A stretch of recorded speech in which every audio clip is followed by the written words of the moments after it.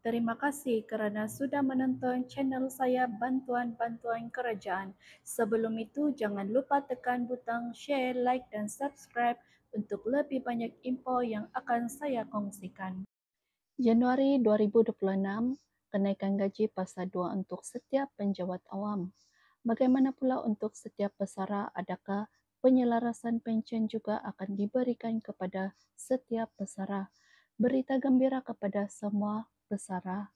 Kerajaan Persekutuan telah memberikan pelaksanaan pelarasan pencen fasa 2 di bawah sistem saraan perkhidmatan awam SSPA yang akan berkuat kuasa pada 1 Januari 2026.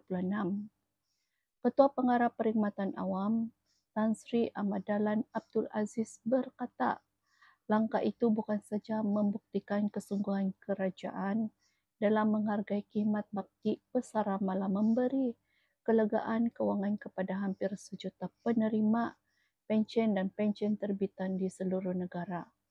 Beliau berkata usaha itu sebahagian daripada komitmen berterusan kerajaan dalam memastikan kebajikan pesara terus terpelihara. Seiring dengan prinsip kesejahteraan yang menjadi tunjang kepada nilai Malaysia Madani, golongan pesara tidak ditinggalkan apabila berlakunya pelarasan gaji kepada setiap penjawat awam.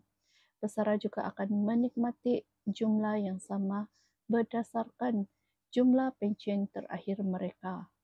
Pada Ogos 2024, Perdana Menteri pada Majlis Amanat Perdana Perkhidmatan Awam ke-19 berkata, pesara dan penerima pencen terbitan akan menerima pelarasan pencen sama dengan kenaikan peratusan yang dinikmati penjawat awam sedang berkhidmat melalui 2 fasa.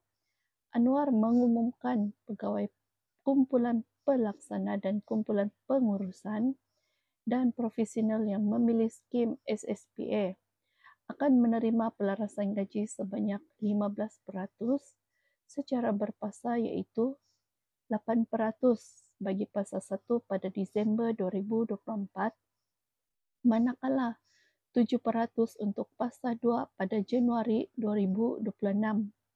Dan setiap penjawat awam akan menerima kenaikan gaji bermula 1 Januari 2026 ini sama seperti kepada penyelarasan untuk setiap pesara kerajaan.